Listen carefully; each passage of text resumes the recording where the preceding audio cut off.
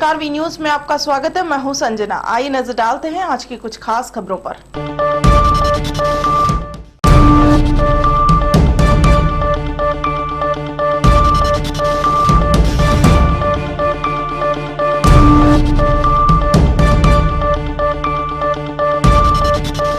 जालंधर शहर में अलग अलग जगहों पर लूट की वारदातों को अंजाम देने के लिए 3 व्यक्तियों सहित 5 मोटरसाइकिल और 16 मोबाइल पकड़े।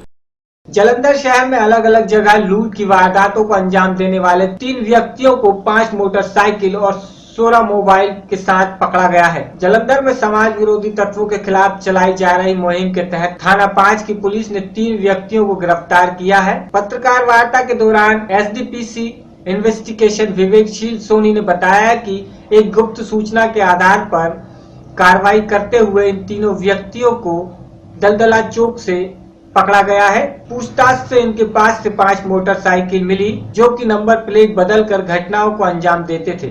इनसे 16 मोबाइल फोन भी बरामद किए गए हैं। पुलिस ने मामला दर्ज कर कार्रवाई शुरू कर दी है और आगे कई खुलासे होने की उम्मीद है। ਜਲੰਧਰ ਕਮਿਸ਼ਨਰੇਟ ਦੇ ਵਿੱਚ ਜਿਹੜੀ ਆਪਣਾ ਇੱਕ ਮੁਹਿੰਮ ਚਲਾਈ ਹੈਗੀ ਹੈ ਸਨੈਚਰਾਂ ਦੇ ਖਿਲਾਫ, ਉਹਦੇ ਵਿੱਚ ਇੱਕ ਅੱਜ ਹੋਰ ਵੱਡੀ ਕਾਮਯਾਬੀ ਮਿਲੀ ਹੈਗੀ, ਜਿਹਦੇ ਵਿੱਚ ਕਿ ਅਸੀਂ 3 ਬੰਦਿਆਂ ਦਾ ਇੱਕ ਗੈਂਗ ट्रेस किया है, जिहदे विच 3 बंदे गुरभेज सिंह, विजयदीप सिंह ते सुखबीर सिंह ने। ये तीनों मोटरसाइकिल चोरी करके उस तो बाद उन्होंने मोटरसाइकिलों के उपर खोह करते होंगे थे। तो ये 16 मोबाइल फोन जो इन्होंने खोह किए हैं वो, तो इस तो इलावा 5 मोटरसाइकिल चोरी के इन्हों के कोलों रिकवर होए।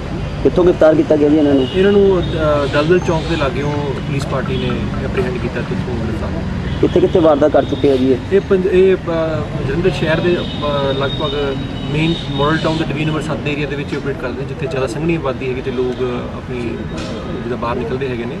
तो इस तो इलावा DAV कॉलेज तो KMB कॉलेज के लागे भी इन्होंने वारदातों को अंजाम दिता है। मोटरसाइकिल कितने चोरी के इन्हों को बरामद हुई है? इन्होंने को 5 मोटरसाइकिल चोरी के अजे तक बरामद हो चुके हैं, तो होर सानू उम्मीद है भी होर भी बरामद होंगे। इन्होंने रिमांड लिया जा रहा है।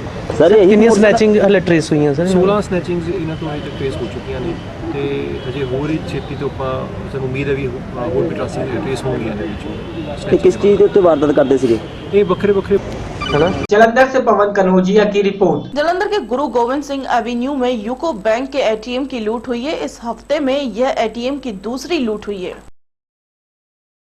जालंधर के गुरु गोविंद सिंह एवेन्यू में यूको बैंक के ATM की लूट हुई है। इस हफ्ते में यह ATM की दूसरी लूट है और दोनों लूटें लगभग सामान्य ढंग से हुई हैं, पर अभी तक पहली लूट का भी सुराग पुलिस के हाथ नहीं लगा है। इस लूट में भी लुटेरे 12 लाख उड़ा कर ले गए हैं। हफ्ते में हुई दूसरी ATM की लूट और पुलिस अभी तक पहली लूट की पहली में ही उलझी हुई है। जालंधर के गुरु गोविंद सिंह एवेन्यू में यूको बैंक के ATM को गत रात्रि में 12 लाख की लूट कर अंजाम दिया गया। मौके पर पहुंची पुलिस फिंगरप्रिंट्स और उंगलियों के निशान ले रही है और जांच के बाद जल्द ही लुटेरों को पकड़ लिया जाएगा। पहले ATM लूट के बारे में पूछने पर उन्होंने बताया है कि अभी भी जांच चल रही है, यहाँ भी बिल्कुल सही ढंग से ATM लूटा गया है। ATM लूट जालंधर पुलिस के गले की फांस बन गई है। अभी पहले ATM लूट की गुत्थी सुलझी नहीं थी कि लुटेरों ने फिर उसी अंदाज में एक और ATM लूटने में कामयाबी हासिल की है। अब यहाँ तो आने वाला समय ही बताएगा कि पुलिस इन लुटेरों को पकड़ने में कामयाब होती है या चोर पुलिस की आंख मिचौली का यह सिलसिला चलता ही रहेगा। उन थोड़ी देर के पहले सानू मैसेज मिली है गुरु गोबिंद सिंह एवेन्यू में यूको बैंक के ATM तोड़ के पैसा कट के कुछ व्यक्ति ने लेके गए। असी इतने मौके पर आके पहुंच के तफ्तीशी शुरू कर दिया है। साढ़े फिंगरप्रिंट टीम वाले भी बुला के फिंगरप्रिंट भी कलेक्ट कर रहे हैं। बाकी तफ्तीशी अमले से ध्यान दे जा रहे हैं। करीब 12 लाख की लाश हुई है। सारे एनालिसिस कर रहे हैं, जितनी लीड मिल रहे हैं उसके हिसाब से आगे तफ्तीश लेके जाएंगे। मंडी में भी हुआ तो वो भी ऐसी पेंडिंग पड़ा मामला, उसके बारे में उसको भी हमारा तफ्तीश चल रहे हैं। उसका और इसी इंसिडेंट का दोनों का मोरलेस सेम लग रहे हैं। हम इसके बारे में दोबारा वर्कआउट करेंगे। ATM पे निशाना लगाया जा रहा है, कोई ATM के लिए कोई स्पेशल ड्राइव ऑर्गेनाइजेशन की तरफ से कोई ध्यान क्यों नहीं दिया जा रहा है? नहीं, पहले ही साढ़े वालों बैंक ऑर्गेनाइजेशंस मैनेजमेंट पे इनके तालमेल मीटिंग हो चुकी है। सारे ऐसे इन्होंने ब्रीफ भी दी गई हैं, फिर भी इसी इंसिडेंट्स ऐसा हो जाती हैं। बट इसको प्रिवेंशन करने के लिए साढ़े पेट्रोलिंग भी हमने बढ़ा दिया पीछे हैं। अकेला जो भी ATM है उसको भी हम ज़्यादा ध्यान दे रहे हैं। बट ये इंसिडेंट थोड़ा नेगेटिव इंसिडेंट हैं, हम इसको ध्यान दे देंगे, वेरीफाई कर देंगे। जलंधर से पवन कनौजिया की रिपोर्ट। रोहतक जिले के बहु अकबरपुर गांव स्थित कहानोर शाखा की पटरी में अचानक दरार आ गई, जिसके चलते सैकड़ों एकड़ फसल खराब होने का डर किसानों को सताने लगा है।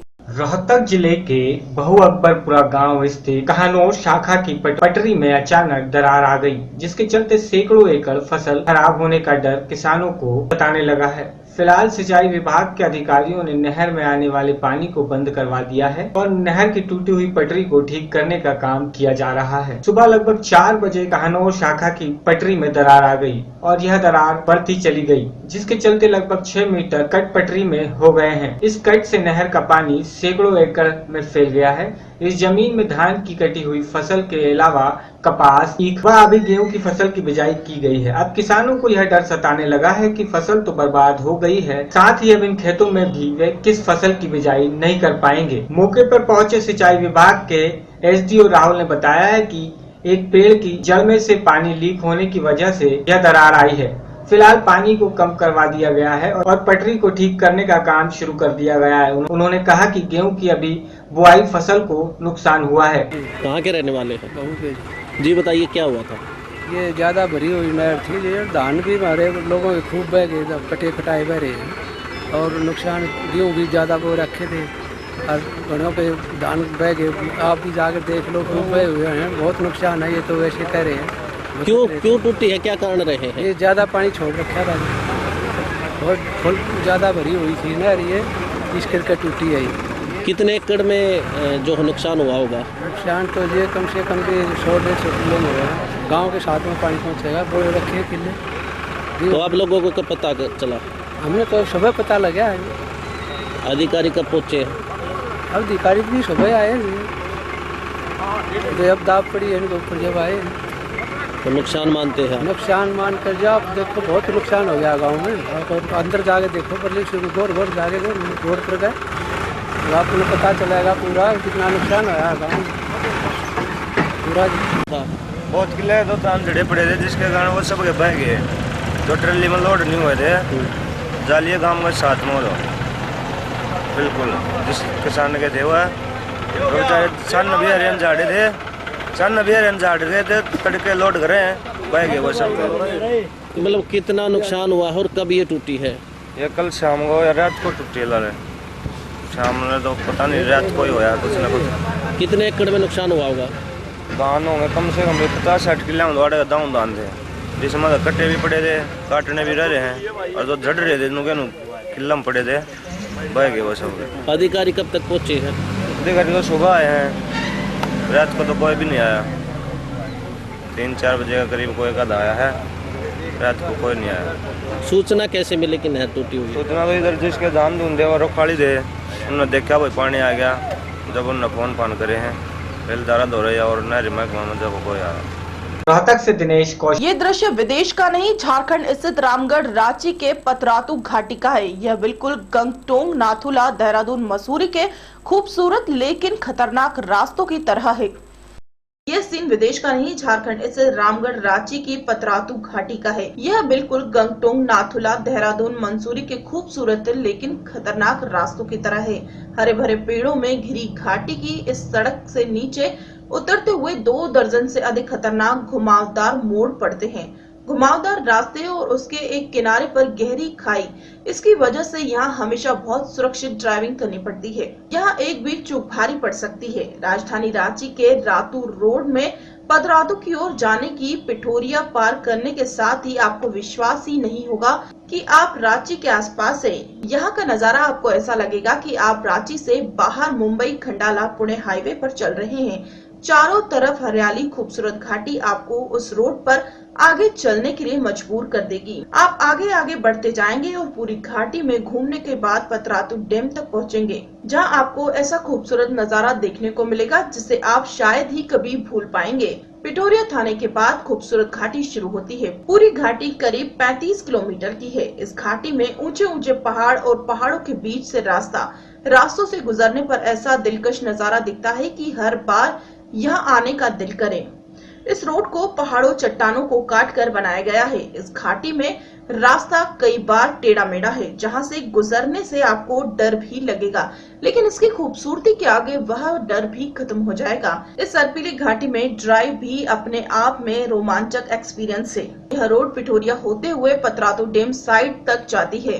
35.24 किमी लंबी इस सड़क के निर्माण से 307 करोड़ रुपए खर्च हुए हैं। इस सड़क के दोनों तरफ हरियाली बढ़ाने के लिए 39,000 पेड़ लगाए गए हैं। घाटी के रास्ते में बरसाती नदियां और कुछ मौसमी झरने भी दिखते हैं। Bureau report, Jharkhand. देश के इंजीनियरिंग और मैनेजमेंट कॉलेजों में सर्वाधिक सराहे जाने वाले मशहूर कॉमेडियन अवीश मैथ्यू और कनीज सुरका की यूथफुल कॉमेडी ने भावी प्रबंधों को खूब हंसाया। देश के इंजीनियरिंग और मैनेजमेंट कॉलेजों में सर्वाधिक सराहे जाने वाले मशहूर कॉमेडियन अवीश मैथ्यू और कनीज सुरका की यूथफुल कॉमेडी के भावी प्रबंधकों को खूब हंसाया। XLRI के सालाना मैनेजमेंट फेस्ट ऑनसम्बल 15 के दूसरे दिन शनिवार शाम को टाटा ऑडिटोरियम में आयोजित कॉमेडी नाइट में अवीश और कनीज के मजाकिया अंदाज, हाजिर जवाबी और अदाकारी ने विद्यार्थियों को अपना मुरीद बनाया। उनकी यूथफुल कॉमेडी का जलवा फ्यूचर मैनेजरों पर जबरदस्त दिखा। डेटिंग डिजास्टर के जरिए उन्होंने युवाओं के रिलेशनशिप के अलग अलग सिचुएशन पेश कर खूब वाहवाही लूटी। जॉब इंटरव्यू से लेकर रेसत्रा और गुड बॉय सिचुएशन को जीवित अंदाज में पेश किया। अवीश ने कॉमेडी को रियल टच देने के लिए विद्यार्थियों की रियल लव स्टोरी का भी सहारा लिया।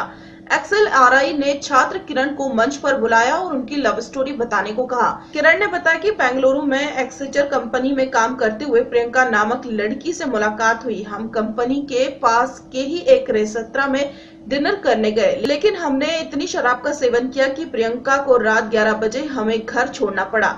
अमीश ने किरण की इस लव स्टोरी का अभिनय कर खूब तालियां बजवाई। वहीं इस तरह अमृतसर की रहने वाली अर्शदीप की मिमिक्री को भी विद्यार्थियों ने खूब पसंद किया। डेटिंग डिजास्टर में प्यार का इजहार करने के तरीके से भी उन्होंने कॉमेडी में रंग को निकाला। आज के तकनीक युग में लव यू कहने के अंदाज की खूब खिल्ली उड़ाई। प्राकृतिक फिल्म में मनपसंद खाने की तरह मोहब्बत भी अभिव्यक्ति के अंदाज को पेश किया। Was an accountant, and they used that profession to show how her life was boring and sad. That's when it was from that day when I decided I will never do accounting.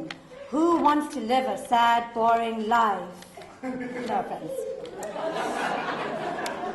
So, after much tantrum throwing from my side, they finally gave the go-ahead to take drama as an official school subject.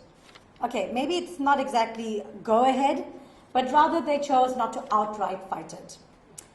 I was thrilled. There was at least one subject in school that I was really looking forward to taking. In the next 2 years, I studied various plays, theatre genres, the history of acting and its nuances, had written and practical exams and class performances. And along with drama as an academic subject in my life, I was also heavily involved with theatre productions extracurricularly. I auditioned for parts in annual plays, and sometimes I would get the part and sometimes I wouldn't. But that didn't bother me too much because I would find some way of getting involved with the production regardless. When I did get the parts I wanted, I often played characters that really resonated with me. I played a shy mom twice, and I played a prostitute. In my final year of school, they did the remake of the Broadway hit of the 80s, Nonsense. Bureau report, Jharkhand. खबरों में फिलहाल इतना ही। मुझे दीजिए इजाजत। नमस्कार।